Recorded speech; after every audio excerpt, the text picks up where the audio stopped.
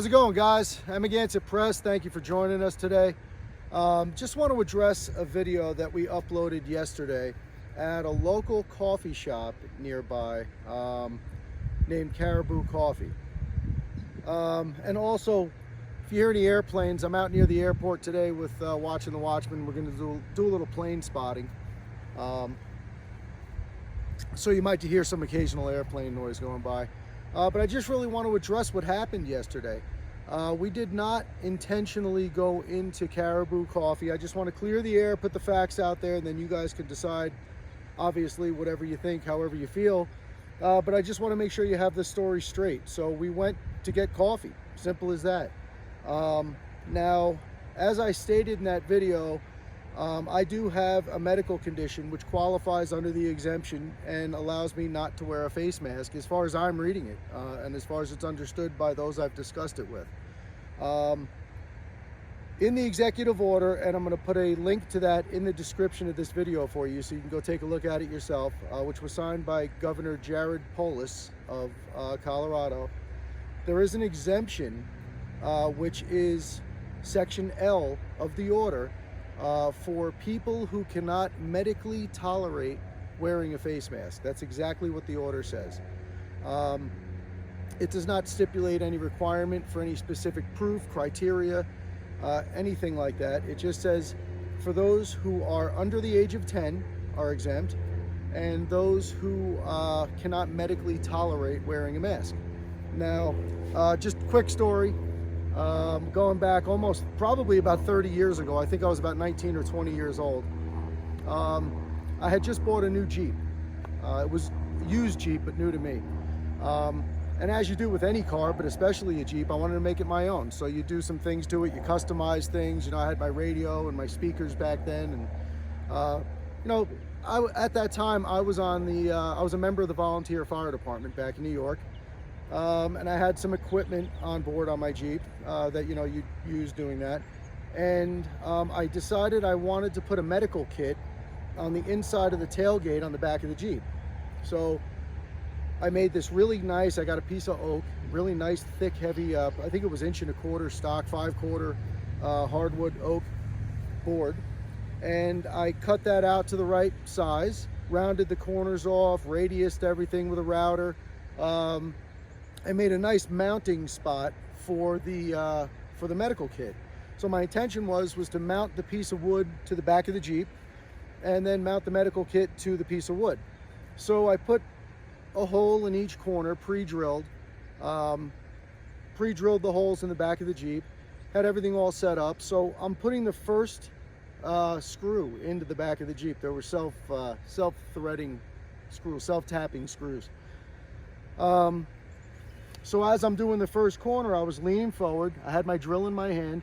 I'm putting the first screw into the top corner, so you can imagine like a diamond shape. The piece of wood was hanging underneath the first screw since nothing else was holding it. And as I'm screwing it in, when the screw got deep enough to create some friction with the piece of wood, it grabbed a hold of it, swung it up at whatever RPM the drill was going at that moment. And one of the corners of that 5/4 piece of oak nailed me right in the side of my nose, and broke my nose pretty badly. Had nobody to be mad at but myself, but it was a pretty bad break. I went to the hospital, had to put my nose back in place, a lot of blood, a lot of bleeding. It was a mess. Very painful, horrible experience. I do not recommend breaking your nose. It was terrible. But anyway, so as I'm healing from that, fast forward 3 weeks, and I had a pretty large dog at the time. He was about 110, 115 pound dog. And I used to take him down to the beach, and we would run on the beach and play with a stick and do, you know, run in the surf and do the kind of stuff you do on the beach with your dog. And this particular day, we were kind of going back and forth, playing with each other. We were grabbing, I think I had a tennis ball with me for some reason.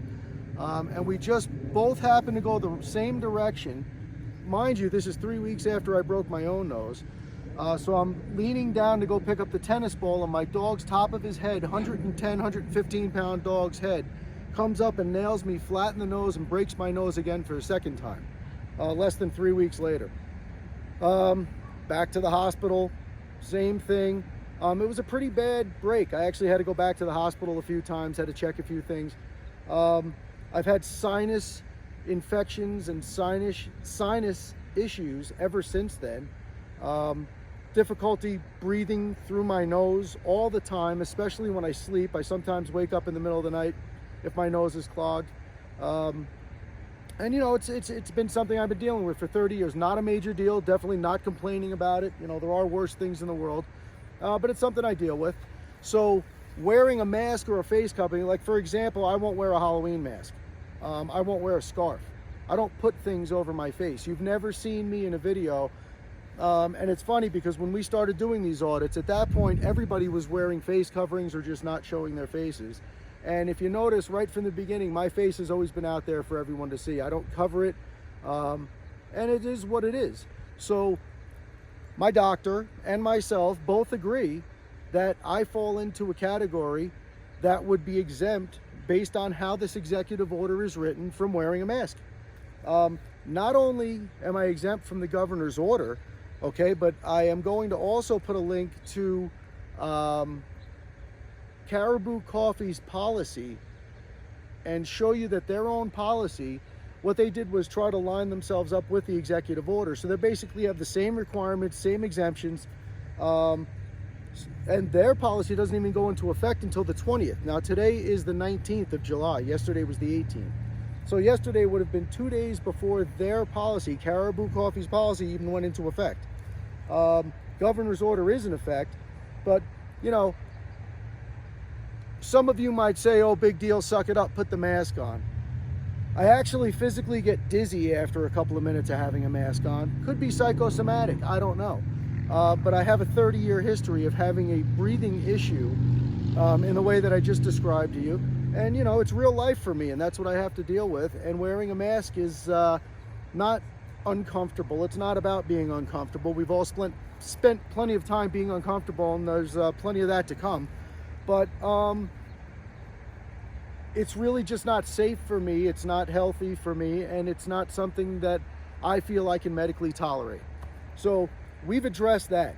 Now, secondary to that is the girl behind the counter was expressing such concern for her health and safety that with the same latex gloves she had on, she never changed them the whole time I was there.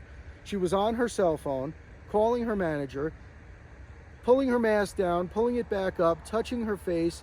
Prior to that, she had been helping customers at the drive-thru, accepting money, making people's drinks and food. And none of that seemed to concern her. But the fact that I walked into the store without a mask on put everybody up in red alert alarm. And now here's my real issue with the whole thing, okay? If the manager on the phone would have said, ask the gentleman what his exemption is all about. Ask him what his medical condition is. Ask him if he can give us a little more information so we can understand that he's got a valid reason not to wear the mask that's in alliance with the executive order and our policy, and we'll grant that exception for him. He didn't even say that. His exact words, and I wasn't filming at the time, which, if you think about it, is proof that I went in there with no intention to record anything. I grabbed my phone and pulled it out after this all started. But his exact words passed along to me through the girl that was on the phone with him was, I don't care. He didn't care about my medical exemption. Didn't want to hear about it. Just wasn't interested in it. And that's the part that really upsets me, because there are other people out there with more serious medical conditions. And to walk into a place and just be told that they don't care. Now, it's not about feelings. It's about somebody having a medical issue. And it's about the law, if you want to follow that, and the executive order, if you want to follow that, and policy of the business itself, the private business, if you want to follow that. It's about them not following their policy.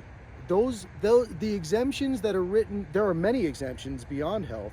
And the reason those exemptions are specifically outlined in the executive order are for a reason. So my concern is that somebody goes in there and I wasn't embarrassed. I'm not very easily humiliated. I have tough skin, rolls off, and I'm not really too worried about it. But that could be a very embarrassing situation for someone. So I think The onus was on the business to be a little more discreet about it, maybe take me to the side, maybe put me on the phone with the manager, discuss it with me and ask me why I feel like I'm exempt. And as I said, if there's a legitimate reason, that's what it is. That's what's written into the policy. That's what's written into the executive order. So I don't understand what any of you are missing on that point. Yes, it is a private business and they have the right to refuse service to anyone, but they were refusing service based on an executive order. And they were not honoring the exemptions for that executive order. Now you could say, well, you know, everybody should be wearing a mask. Everybody, doesn't matter. Your health is not more important than the health of the public. I don't know, you know, we could debate that all day long. I don't feel like I endangered anyone. I think the young lady behind the counter, by that criteria, could have possibly been endangering people with all the face touching and the mask manipulation and the soiled gloves and the phone touching and money handling, and cross-contamination is a thing, guys. I didn't touch anybody. I didn't do anything, and I'm not sick. I'm not sick. So at the end, when she started yelling, I have 3 vulnerable people at home and they could die because of this. The fear has really been sunken in on a lot of us, guys. And we have to stop reacting emotionally, and we have to stop reacting out of fear. And you have to start thinking about what you're doing and what you're saying and why you're doing it and why you're saying it and why you're being asked to do what you're being asked to do. And if it's not right for you, it's not right for you. If it is, and that's what you choose to do, and you are healthy and in a position where you can make those choices, and that's what you want to do, whether it's about virtue signaling, whether it's about you legitimately believe that you're serving the public by wearing a mask, that's great for you. Okay, but there are other people out there like myself who have legitimate reasons for what we do. So I think at the end of the day, I don't want to make this too long and keep going on and on here. And there goes one of those airplanes. I think the manager or somebody at the store could have just said, explain to us, make your case, and then we'll make a decision. Instead of that, I got a who cares, we don't care, we don't want to hear it, just get out, which is fine. And it's a shame because I live about 20-25 minutes away from the location where I was, and I was just there the day before. I go there a lot. I'm in there several times a week. And I have never been asked to wear a mask before yesterday. The governor's order's been in place for days before that. So I don't know what was really going on. I don't know what the story was. My humble opinion, I think we had a very young employee who overreacted, handled things improperly, and hopefully just learns from this as I'm learning from this. I'll tell you what, guys, I mean, this really brought it home for me, the level of fear and panic and anxiety that's out there. And again, whether or not, you know, to what level you believe in this whole thing and what's going on and what the situation is, that'll be a debate forever. Nobody's ever going to be on the same page. But as I stated in a recent video when I was up in South Dakota, middle ground, guys. We have to try to communicate. We have to try to talk to each other. We have to try to have an open dialogue and hear each other out and at least understand where the other person's coming from before you make decisions and before you make judgments, because everything you do has an effect.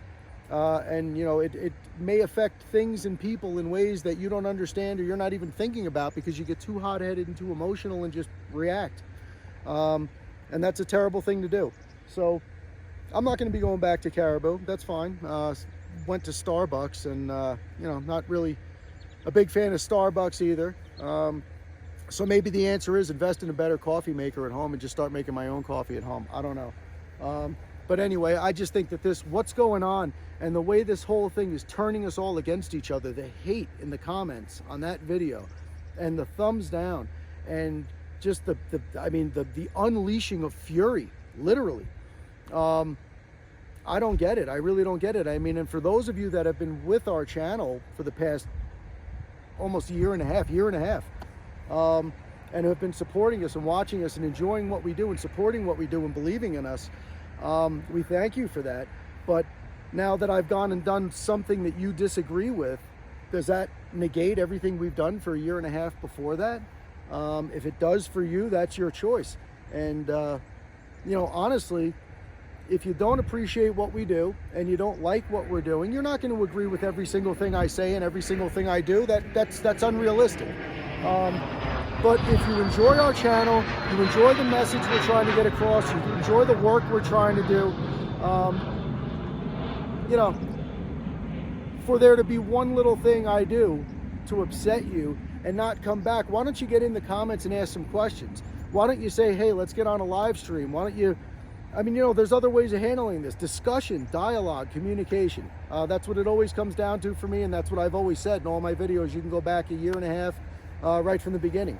If we're not talking about it, we're not doing anything about it. And that's the way it is. So all I'm asking you guys to do is stop and open up your mind, think about what's going on in your daily life, realize that people do have legitimate medical conditions and cannot medically tolerate wearing a face mask, which is why it was written into the executive order. Even the people that wrote it agree with that. Then it was also written into policy at the coffee company, at Caribou, because those people also agreed with it. So where all this hate and negativity is coming from, I don't know. Maybe you're upset about something else. Maybe you're not addressing what's going on in your life and your situation, as we all do from time to time. But I'm going to invite you to do that today. It's Sunday. If you have people you need to call, and you have people you need to talk to, and you have things you need to say to the people you love and the people you spend time with and the people you care about, do that today.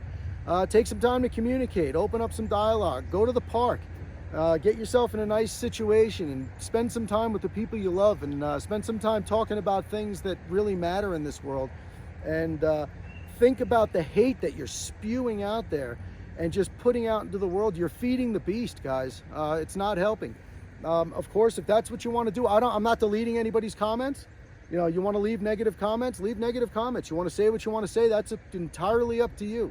But what I'm asking you to do is to be objective and just think about what you're saying and what you're doing before you do it. Look in. If you have questions, ask the questions. And that's it. So I could go on and on forever. I don't want to do that to you. Another airplane's going by. But I just felt like I needed to address this, guys. You know, there's a lot more to things than you see on the surface. You're seeing the tip of the iceberg. There's a lot more underneath the water. And we'll leave it at that for today. So check out our Audit video that we just put out this morning. Again, we are working with Audit to bring you some great flashlights and try to generate a little revenue for the channel, because it does get expensive traveling, and you know, people don't realize what happens behind the scenes. You watch a 15-20 minute video and you think that's all it is. It's not. There are many hours, sometimes days, that go into making these videos, sometimes hundreds, sometimes thousands of miles. So we appreciate anybody that chooses to voluntarily support what we're doing. We appreciate it very much. It very much helps what we're doing, and those monies, I assure you, go right back into what we're doing to further the cause. And those of you who just choose to watch for free, that's absolutely fine. We've never charged for any of our videos. We don't ask you to pay for anything. The only thing we do ask is, if you are enjoying what you're seeing, please give us a thumbs up. You know, hit the like button, share and subscribe. Those things help us out tremendously, helps get the video out to other people, and helps our channel grow. And by the way, speaking of that, we just hit 183,000 subscribers. Want to thank you for that. We appreciate all of your support. And I don't know, guys, I got some work to do around the house today. We're going to take care of some things. I'm going to do some plane spotting with the family first here, get some pictures, and have some lunch, and then we'll go back home and take care of business for the rest of the afternoon. We hope you do the same, and hope you're enjoying your time with your families. Hope you're spending time with the people you love and the people you care about, and I hope you're asking the questions you want the answers to before you make your mind up. So that's going to do it for now, guys. Coming to you from the great state of Colorado, Amagansett Press. We'll catch you on the next one. Out.